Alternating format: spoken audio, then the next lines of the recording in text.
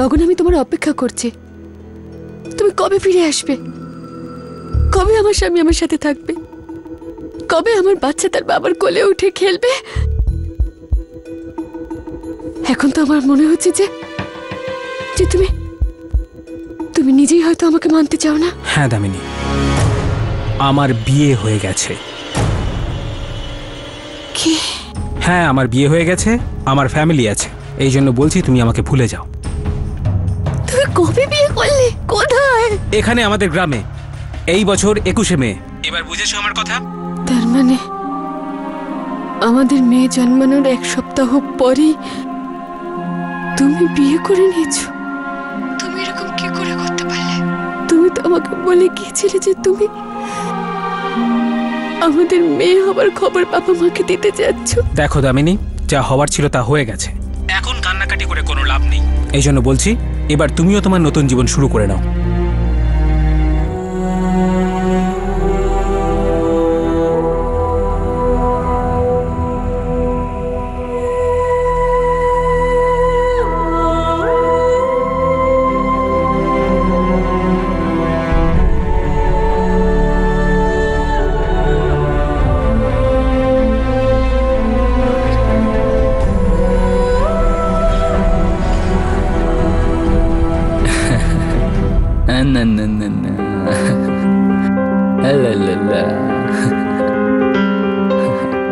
চিন্তা করিস না দামিনী, আমরা আছি তো তোর সাথে।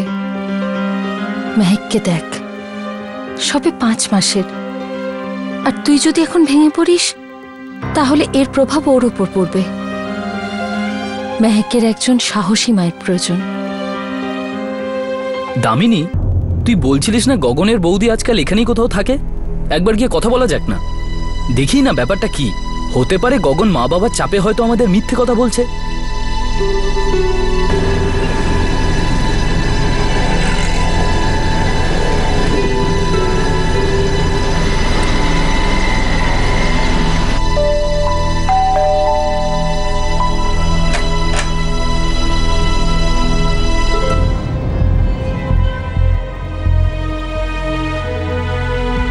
সত্যি কথা বলবো, গগন তোমাকে মিথ্যে কথা বলেছে। ঠাকুরদা মারা গেছেন, তা অনেক বছর হয়ে গেছে। বৌদি, সত্যি কি গগন গ্রামে আবার বিয়ে করে নিয়েছে? হ্যাঁ দামিনী।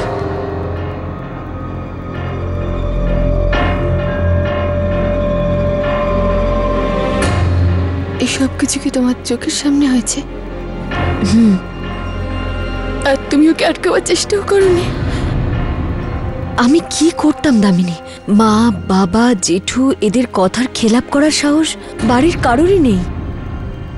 যদি কেউ কিছু করতে পারতো তাহলে শুধু গগনই। কিন্তু আমার মনে হয় ও পাল্টে গেছে, পণের লোভে পড়ে গেছে। ও কিছুই বলেনি।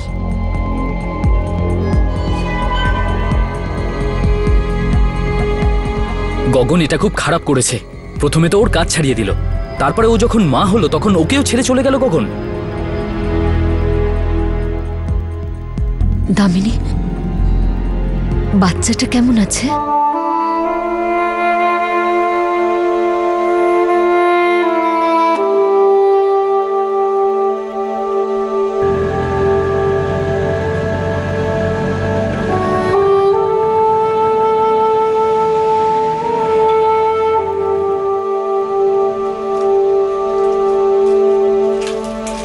দামিনী, খাবার তৈরি আছে, মেহেককে দুধ খাইয়ে চলে আসিস।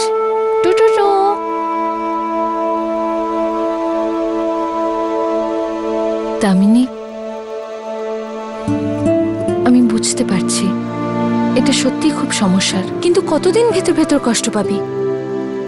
সবার সাথে কথাবার্তা বললে তবেই তো মনটা হালকা হবে। আর আমরা সব সময় তোর সাথে আছি তো।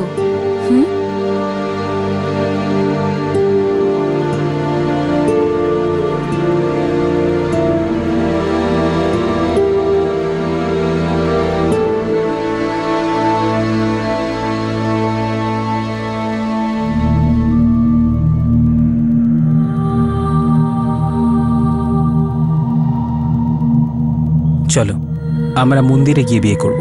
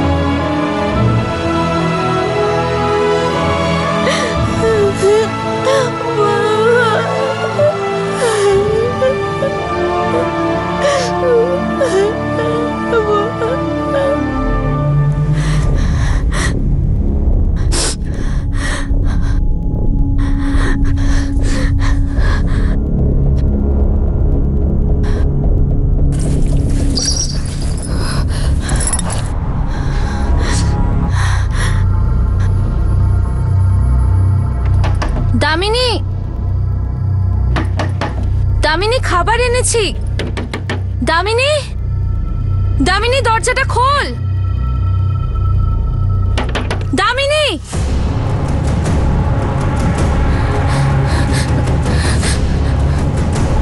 দামিনী,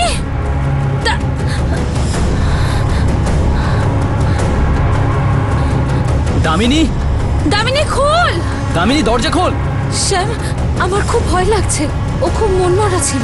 যদিও দামিনী তুই দরজাটা খোল। দামিনী দরজাটা খোল। দামিনী, দামিনী দরজা খোল।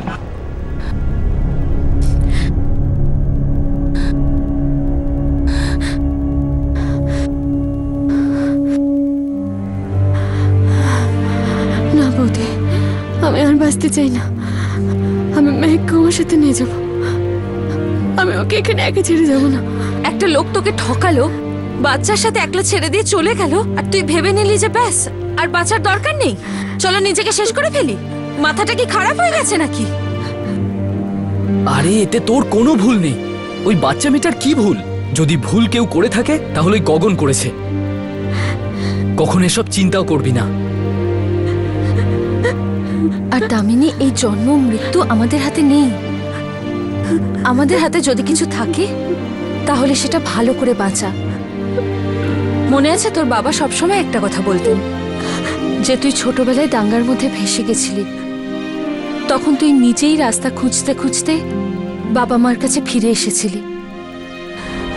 এত ছোট বয়সেই যখন তুই সাহস আর মনের জোরে এই কাজটা করেছিলি, তাহলে এখন আমি জানি আমার দামিনী এবারও নিজের রাস্তা খুঁজে নেবে। তোকে নিজের আর মেহেকের অধিকারের জন্য ওই লোকটার সাথে লড়তে হবে। প্রতিবেশীদের থেকেও বেশি আপনজন তাদের সাহায্যে দামিনী সাহস সঞ্চয় করলো আর তার উপর হওয়া অন্যায়ের বিরুদ্ধে রুখে দাঁড়ালো। ওর শুধু দাবি ছিল গগনদেব তাকে নিজের স্ত্রী হিসেবে মানুক আর ওর মেয়েকে নিজের মেয়ে হিসেবে।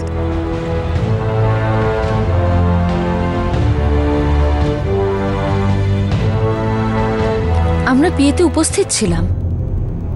ম্যাম এই দেখুন, ম্যারেজ রেজিস্টারের ইন্টিমেশন লেটার, আর এই আমাদের ফটোগ্রাফস। আমরা আমাদের বিয়ে রেজিস্টার করার জন্য অ্যাপ্লাইও করেছিলাম, কিন্তু করতে পারিনি, কেননা গগনের বাবা মা মানেনি। আর তারপর কিছু না কিছু ঘটতেই থাকে। ঠিক আছে, আমি গগনের সাথে কথা বলবো। ও এখন ইউপিতে আছে তো, ওর গ্রামে? হ্যাঁ ম্যাডাম।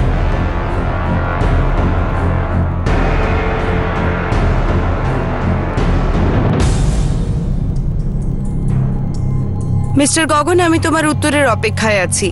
নাকি তুমি এটা চাও যে আমি তোমার বিরুদ্ধে এফআইআর নিই? সমস্যা হয়ে যাবে, ভেবে নাও।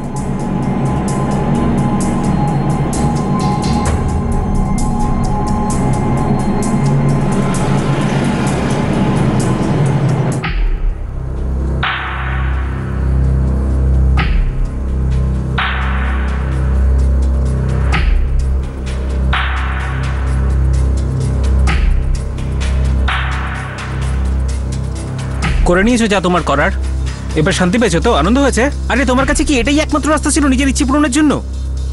তুমি তো আমার সর্বনাশ করে দিলে, ফাঁসিয়ে দিলে তুমি আমাকে। আমি কি এমন করেছি গগন? আমরা একে অপরকে ভালোবেসেছিলাম।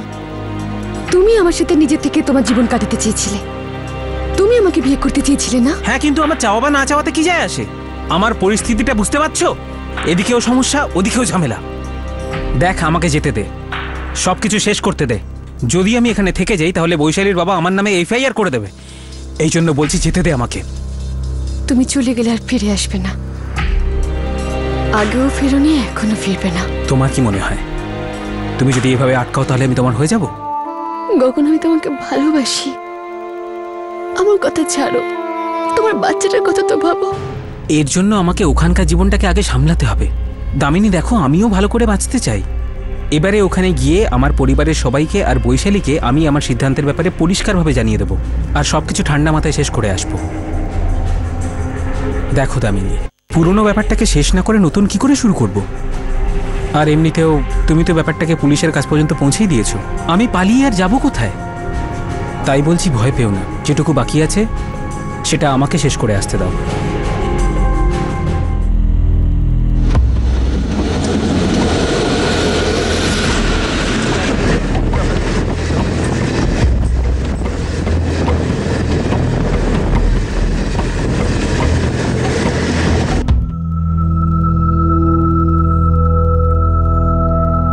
সুষমা দিদি, হাই দামিনী। আরে শীতল, কেমন আছো? খুব ভালো। আরে মেহেক, এখনো ঘুমোনি শোনা? শীতল, খাবার তৈরি আছে, পাঠিয়ে দি? না দিদি, ফ্রেন্ডদের সাথে খেয়ে এসেছি। আচ্ছা দামিনী, আসছি।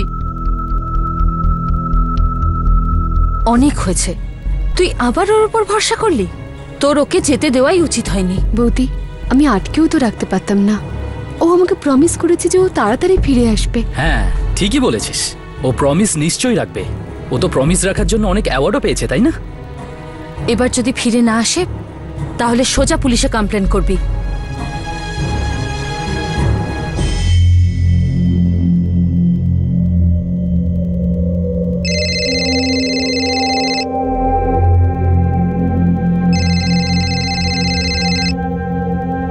হ্যালো দামিনী, হ্যাঁ, আমি তোমাকে একটা পরামর্শ দেওয়ার জন্য ফোন করেছি।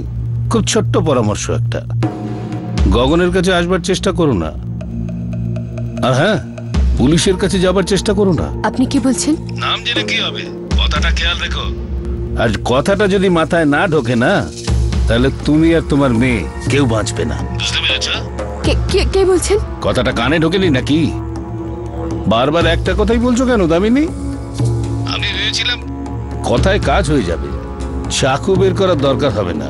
তোমার ভালোর জন্যই বলছি, গগনের থেকে দূরে থেকো, না হলে আমায় তোমাকে আর তোমার মেয়েকে রাস্তা থেকে সরাতে হবে। হ্যালো হ্যালো,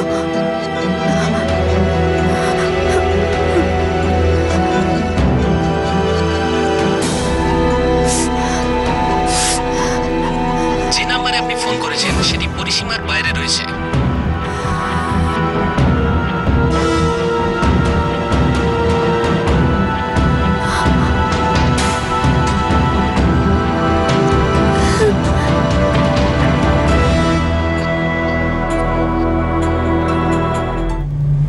ম্যাডাম, আমি গগনের ফোনে অনেকবার ট্রাই করেছি, কিন্তু ফোন অফ আছে।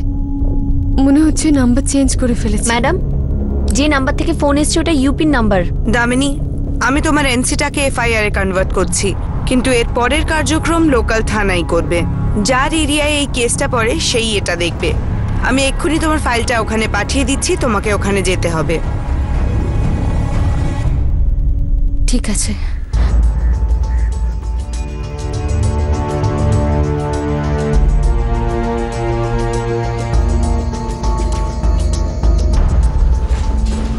আপনাকে স্যার ডেকেছেন।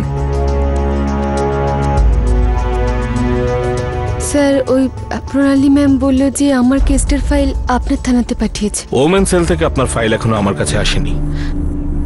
স্যার, ওর হাজবেন্ড কথা দিয়েছিল যে ও আবার ফিরে আসবে। ফিরে তো আসেনি, তার উপর আবার হুমকি দিচ্ছে। বলছে ভুলে যাও, পুলিশের কাছে যদি যাও তাহলে মা আর মেয়ে দুজনকেই শেষ করে দেব। নিজের মেয়েকে মেরে ফেলার কথা বলছে ও। আমি আপনাদের কেসটা দেখছি, আপনারা 3 দিন বাদে আসুন, নয়তো আমি আপনাদের ফোন করব।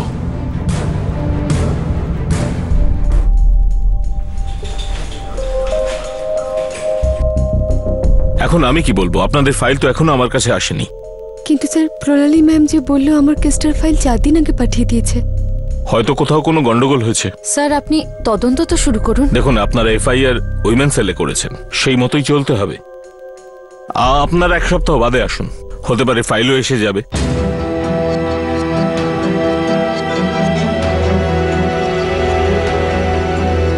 আমার মনে হয় তোমাদের আরেকবার ওমেন সেলে গিয়ে জিজ্ঞেস করা উচিত যে ফাইলটা বেরিয়েছে কিনা। আর আর ওদের কথা অনুযায়ী যদি ফাইল হাতে পাঠানো হয় তাহলে তো টাইম লাগার কথা নয়, আর পুলিশ স্টেশন বেশি দূরেও নয়। হ্যাঁ, শীতল ঠিকই বলছে। আমাদের আবার প্রণালী ম্যাডামের সঙ্গে দেখা করা উচিত। আরে কি বলছো তোমরা? আমি তো সেই দিনই এফআইআর লিখে পাঠিয়ে দিয়েছিলাম। আরতি, এদের ফাইলের কি হলো?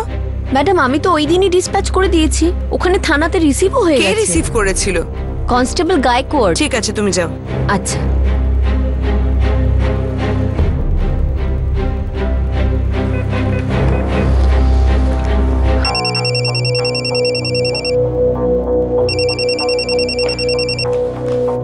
নমস্কার, কনস্টেবল গাইকোয়াড় বলছি। আমি প্রণালী শিন্ডে, উইমেন সেল থেকে বলছি। 10 দিন আগে আমি দামিনীর কেস ফাইলটা ওখানে পাঠিয়েছিলাম। কি হলো ওটার? ম্যাডাম, ফাইল তো এসেছিল আমাদের কাছে। তাহলে ওদেরকে এটা কেন বলা হচ্ছে যে তোমরা ফাইল পাওনি? ওই ফাইলটা তো আমি স্যারের কাছে পাঠিয়ে দিয়েছি। স্যারের সাথে কানেক্ট করা যাবে এই মুহূর্তে? হ্যাঁ ম্যাডাম, 1 মিনিট। নমস্কার স্যার, আমি পিএসআই প্রণালী শিন্ডে বলছি। প্রণালী, আমি ফাইল পেয়েছি আর পড়েও দেখেছি। স্যার, এই মহিলার সাথে খুব অন্যায় হয়েছে। ওর স্বামী ওর সাথে খুব বড় অপরাধ করেছে। এক তো ওর স্বামী ওকে ছেড়ে দিয়েছে, তারপরে আবার দ্বিতীয় বিয়েও করেছে, যেটা আইনের বিরুদ্ধে। প্রণালী, এটা একটা প্রবলেম আছে। কি প্রবলেম স্যার?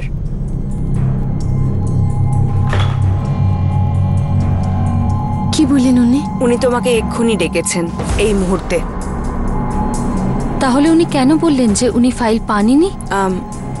তোমরা একবার ওখানে গিয়ে কথা বলো।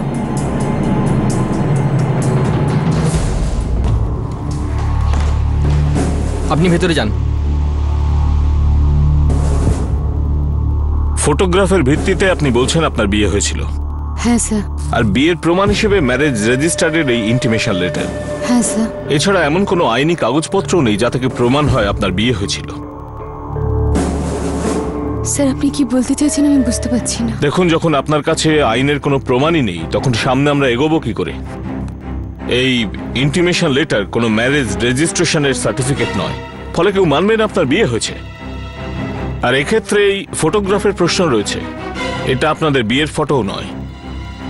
আপনাদের একসাথে যা যা ফটোগ্রাফ আছে তাতে এটা প্রমাণ হয় না যে গগন আপনার স্বামী। কিন্তু স্যার, ওই ওমেন সেলে প্রণালী ম্যাডামের সামনেও নিজে স্বীকার করেছে যে দামিনী ওর স্ত্রী। হ্যাঁ স্যার, আর প্রেগনেন্সির সময় ও আমার সাথে সবসময় ক্লিনিকে যেত। ওখানকার ডক্টরস ওকে চেনে। ম্যাডাম, এগুলো কোনো প্রমাণ নয়। ক্লিনিকে আপনার সাথে যে কেউ যেতে পারে, জরুরি নয় যে সে আপনার স্বামী। দেখুন ম্যাডাম, আমি আপনাকে মিথ্যে আশ্বাস দেব না, আর সেজন্যই আমি আগের বার কিছু বলিনি। কিন্তু আমি কেসটা ফলো করেছি, ওই গগনকেও আমি ডেকেছিলাম। আর দেখুন, সে আমাদের এটা দিয়ে গেছে। এ লেখা তো আপনারই লেখা, নিচে আপনার সিগনেচার রয়েছে, মে 2011।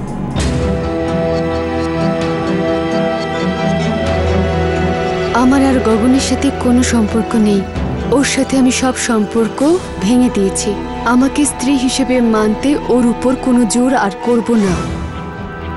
আর এই বাচ্চা আমারই, শুধু আমার। বলুন, এটা আপনারই লেটার না? আপনার সাইন?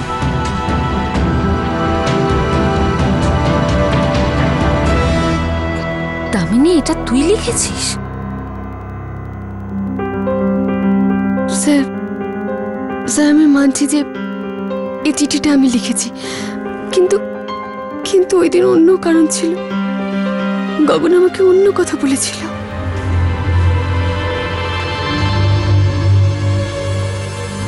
এখন তুমি নিশ্চয়ই বলবে যে তোমার মতো দেখতে হয়েছে।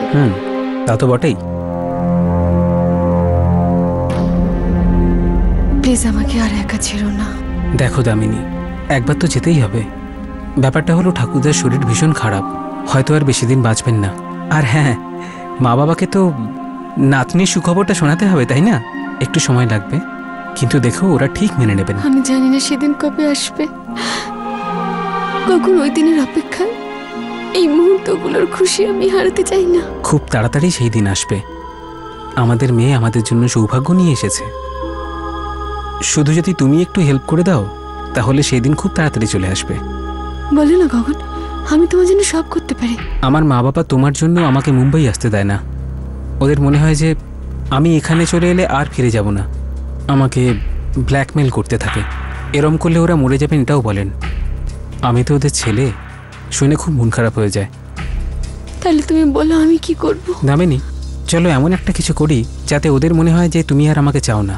আর আমি এখানে মুম্বাইতে তোমার সঙ্গে দেখা করতে নয়, নিজের কাজেই আসছি, নিজের কেরিয়ার বানানোর জন্য আসছি। আর এমনিতেও এখন আমাদের মেয়ে হয়েছে, দেখবে দেরিতে হলেও ওরা ঠিক মেনে নেবে। গগন, তুমি ফিরে আসো, আমি আর কিছু চাই না। আমার আর গগনের সাথে কোনো সম্পর্ক নেই। ওর সাথে আমি সব সম্পর্ক ভেঙে দিয়েছি। আমাকে স্ত্রী হিসেবে মানতে ওর ওপর কোনো জোর আর করব না। আর এই বাচ্চা আমারই।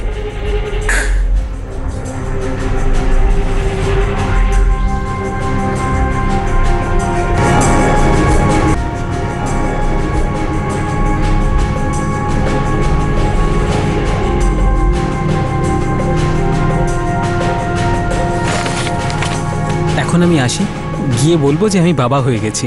তখন দেখবে ওরা ঠিক মেনে নেবেন। তুমি চিন্তা করো না, আমি ভালোর জন্যই যাচ্ছি। আর যদি না মানেন না, তাহলে এই চিঠিটা দেখাবো, তাহলে ওরা নিশ্চয়ই আসতে দেবে 100%। দামিনী, নিজের খেয়াল রেখো।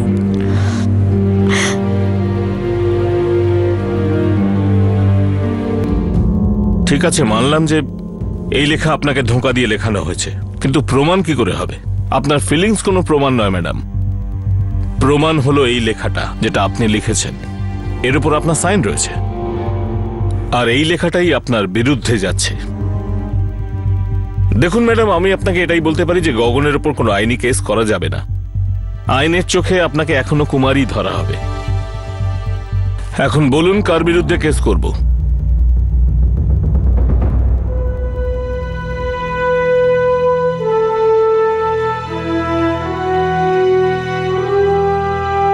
হার মানবে না। এবার কি করব? কেঁদে নে দামিনী, যত মন চায় কেঁদে নে, কিন্তু ব্যাস এভাবে হার মানিস না। নিজের কষ্টকে লুকোস না, বরং বল লোকেদের। মনে রাখিস দামিনী, আইনের উপর ভরসা রাখতে হবে, হার মানলে চলবে না। তাহলে আমরা কি আদালতে যাব? প্রয়োজন পড়লে যাব, কিন্তু সবার আগে দামিনীর কষ্টটা আমাদের অনেক বেশি লোককে জানাতে হবে। কি করে? আমার মনে হয় আমাদের ফ্রেন্ডসবুক পেজ দিয়ে শুরু করা উচিত। এর মাধ্যমে অনেক বেশি লোকের সাথে কানেক্ট হতে পারবো। কিন্তু কোনো একজন মহিলার সমস্যা নিয়ে এত লোক মাথা ঘামাবে কেন? কেন ঘামাবে না? আর এখানে প্রবলেমই বা কোথায়? দামিনী কেন কোনো অপরাধ না করে এভাবে কষ্ট পেয়ে যাবে? আর গগন এত অন্যায় করার পরও ঘুরে বেড়াবে? গগনকে ওর অন্যায়ের শাস্তি পেতেই হবে। গগনকে দামিনী আর ওর বাচ্চার দায়িত্ব নিতেই হবে। কোনো প্রমাণ ছাড়া তো খুব সহজেই ভাবে বেরিয়ে যাচ্ছে গগন, কিন্তু আমার পুরো বিশ্বাস আছে লোকেরা এগিয়ে আসবে আর আমাদের সম্পূর্ণ সাহায্য করবে। আজকাল অনলাইন মুভমেন্ট চলছে সোশ্যাল নেটওয়ার্কিং সাইটের মাধ্যমে। দামিনী, তুই আগে কল সেন্টারে কাজ করতিস না? তোর নিশ্চয়ই কোনো ফ্রেন্ড বুকে অ্যাকাউন্ট ছিল। আমার অ্যাকাউন্ট ছিল, কিন্তু এখন সেটা বন্ধ করে দিয়েছি। গগন চাইতো না যে আমি কোনো অপরিচিত লোকের সাথে কথা বলি বা বন্ধুত্ব করি, ব্যাস এই জন্য বন্ধ করে দিয়েছিলাম। আর যখন আমি অফিস ছেড়েছিলাম তখন আমি ডিঅ্যাক্টিভেট করে দিয়েছিলাম। আমরা ওটাকে রিঅ্যাক্টিভেট করে নেব বা কোনো নতুন অ্যাকাউন্ট খুলে নেব। দামিনী, তুই অধিকারের জন্য লড়তে চাস তো?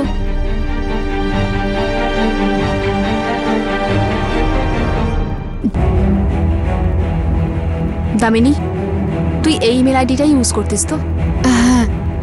Damini 76@sss.sn, right? হ্যাঁ। চল, তোর নতুন পাসওয়ার্ড তোর ইমেল আইডিতে পেয়ে যাবি। তোর ইমেল আইডির পাসওয়ার্ড বল। লাস্ট যেটা আমি ইউজ করেছিলাম ও গগন ILU, এটাই। খুব ভালোবাসতিস না ওকে? এখনো মনের কোথাও হয়তো ওরই জন্য ভালোবাসা। It's okay.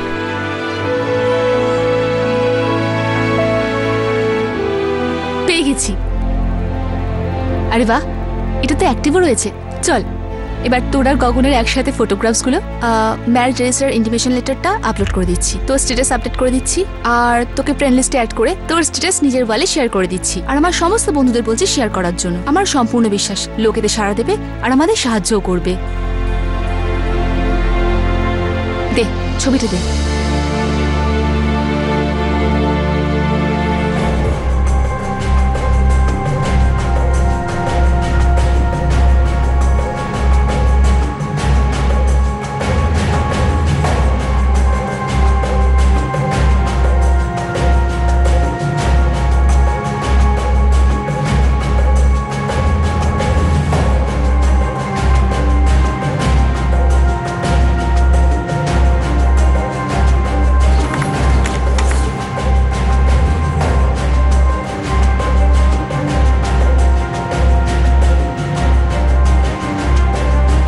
যেই লোকটাকে আমি ভালোবেসেছিলাম, যেই লোকটাকে আমি বিয়ে করেছিলাম, যে আমার মেয়ে মেহেকের বাবা, সে আজ বলছে যে আমি তার স্ত্রী নই। সে আমাকে ঠকিয়ে আর একটা বিয়ে করে নিয়েছে। আমার কাছে বিয়ের সার্টিফিকেট নেই, তাই আমাকে দুধের মধ্যে থেকে মাছির মতন বের করে সরিয়ে দেওয়া হয়েছে।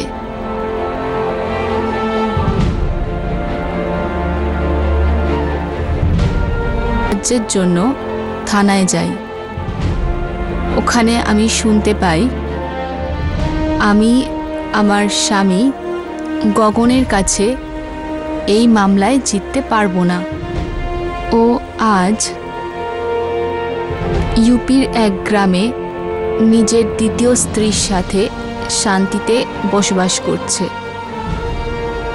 আর আমি এখানে নিজের আর ওর 1.5 বছরের মেয়ে মেহেকের সাথে খুব কষ্টে দিন কাটাচ্ছি। আমি ন্যায় চাই। প্লিজ যতটা সম্ভব এই পেজটাকে ফরওয়ার্ড করে দিন আর শেয়ার করুন। আমার নিজের অধিকারের লড়াইতে আপনাদের সঙ্গ চাই। তীর তো আমরা ছেড়ে দিয়েছি, এবার দেখতে হবে যে কখন নিশানায় লাগে।